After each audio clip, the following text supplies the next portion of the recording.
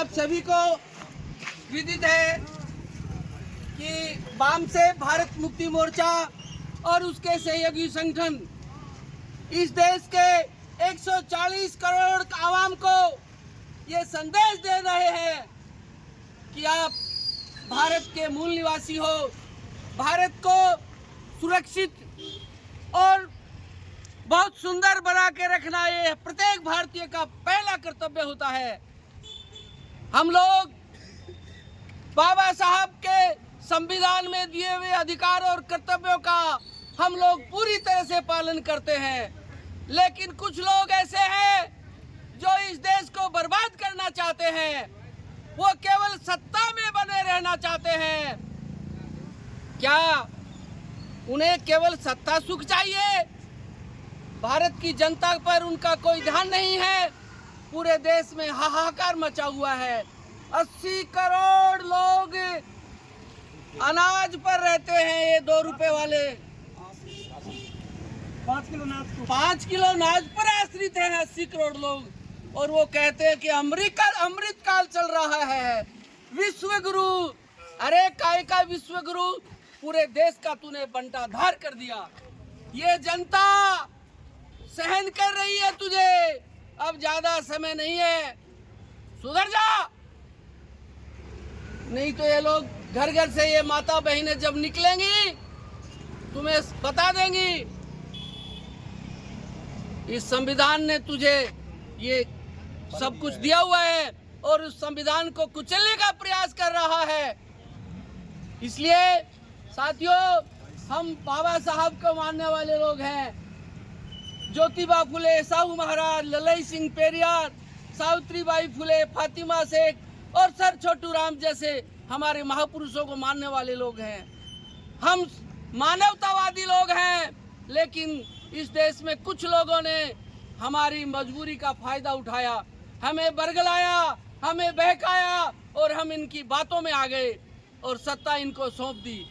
साथियों, ये इस सत्ता के बल पर हमें पुनः गुलाम बनाना चाहते हैं, हमें पराधीन करना चाहते हैं। इसलिए हमें संभलना होगा, हमें हमारे महापुरुषों को पढ़ना होगा। ईवीएम के बल पर ये सरकार बन करके आती है। आप सबको मालूम है, सुप्रीम कोर्ट में ईवीएम का मामला चल रहा है जो अभी पेंडिंग है। सुप्रीम कोर्ट ने ईवीएम में फॉल्ट माने हैं कि ईवीएम से चोरी होती है। सबसे बड़ी समस्या इनको क्या आई? जब भारत मुक्ति मोर्चा और वामसेब के सभी संगठनों ने 26 दिसंबर से लेकर के 30 दिसंबर तक कटक उड़ीसा में हमारे राष्ट्रीय अधिवेशन को करना चाहा, तो वहां की सरकार से हमारे संगठन के लोगों ने 2 महीने पहले 20 प्रकार की एनओसी ली थी।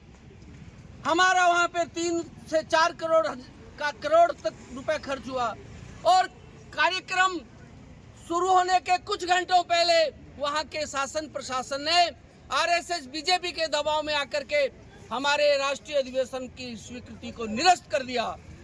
इसलिए हमारे माननीय राष्ट्रीय अध्यक्ष माननीय वामन मेश्राम ने ये प्रतिज्ञा ली है कि जब तक इस देश में ये लोग वैमनस्यता फैलाने वाले लोग, भाई को भाई से बांटने वाले लोग, हिंदू मुस्लिम करने वाले लोग, गुड़ गोबर करने वाले लोग और कबीर, कब्रिस्तान, शमशान, गाय मूत्र, ये सब की बात करने वाले लोग सत्ता में रहेंगे तो इस देश का भला नहीं होने वाला है।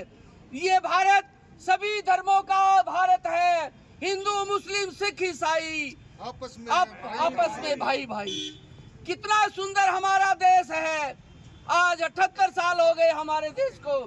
अरे भाई, हिंदू हमारा भाई, मुस्लिम हमारा भाई, सिख हमारा भाई, बुद्धिस्ट हमारे भाई और सभी प्रकार के लोग देश में रहने वाले हमारे भाई। तो फिर ये झगड़ा कौन फैला रहा है, ये हमें जानना जरूरी है। केवल सत्ता के बल पर सत्ता में बैठ करके हमें लड़ा रहे हैं, ये हमें समझना चाहिए। साथियों, हमें केवल पसीना बहाने से ये समस्या से निजात मिल सकती है। अगर थोड़ा समय और आपने यूं ही बर्बाद कर दिया तो आप खून भी बहाओगे तो आप आज की स्थिति में वापस नहीं आ पाओगे। इसलिए निकलो घरों से और अपनी आवाज को बुलंद से ये लोग बर्बाद करने जा रहे हैं। इसलिए समझो, हमारे सभी बहुजन समाज के लोगों के साथ आए दिन अत्याचार होता है।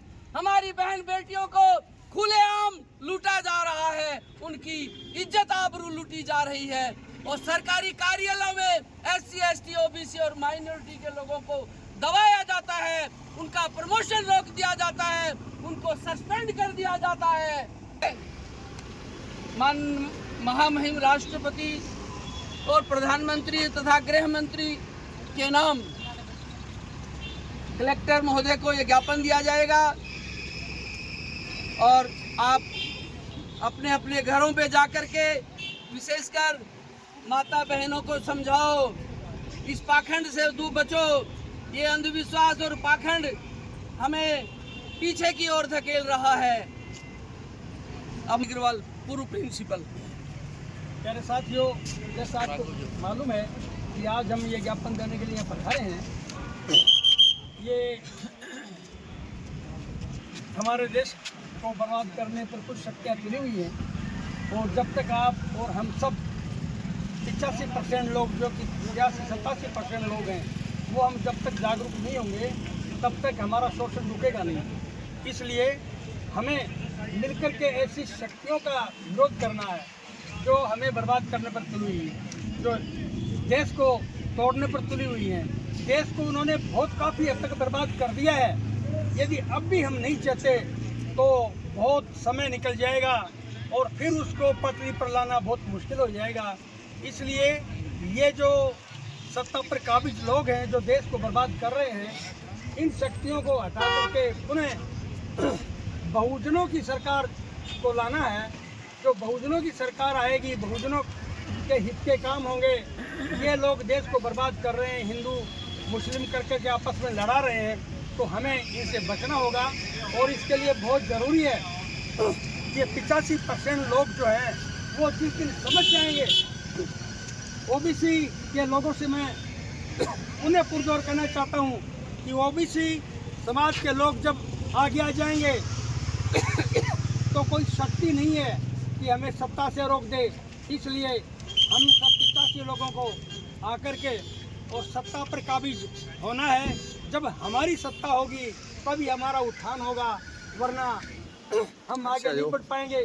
सारी शिक्षा को ये डुबो रहे हैं, सारे कारखानों को डुबो रहे हैं, छोटे बिजनेसमैन को डुबो रहे हैं, मजदूरों के ऊपर अत्याचार कर रहे हैं। ये सारा अत्याचार अनवरत चलता रहेगा यदि इनकी सरकार को हमने नहीं हटाया तो। इसलिए साथियों, मैं ज़्यादा नहीं कह के इतना ही कहना चाहूँगा कि जो 85% लोग हैं वो सब मिलकर के यदि हम साथ चलेंगे तो निस्संदेह हम अपने मिशन में कामयाब होंगे और हमें विजय मिलेगी। 2-3-4। हाँ जी सर, आपके यहाँ आज इकट्ठा होने का क्या उद्देश्य है? किस उद्देश्य को लेकर आप यहाँ इकट्ठा हुए सर? आज मुख्य रूप से नागपुर में वामसेप का राष्ट्रीय अधिवेशन करना था कटक में, लेकिन ऐन समय पर जो परमिशन दी गई थी अधिवेशन करने की और भारत के संविधान में ये दिया हुआ है कि कोई भी अपना अधिवेशन है, सभा है, रैली है, प्रदर्शन है, अभिव्यक्ति की आज़ादी है, वो मतलब देने का हमारे संविधान में बाबा साहब के ने मतलब रखा था। लेकिन इस भाजपा और RSS की सरकार ने वहाँ ऐन समय के ऊपर उन्होंने उस अधिवेशन की जो करने की जो परमिशन दी उसको रद्द कर दिया गया। तो उसके विरोध में पूरे देश भर में भारत मुक्ति मोर्चा की ओर से ये पूरे चरणबद्ध हैं, जो 4 चरणों में ये आंदोलन है वो मतलब किया जा रहा है। उस आंदोलन के तहत ये आज का ये यहाँ जिला मुख्यालय के ऊपर रैली निकाल करके और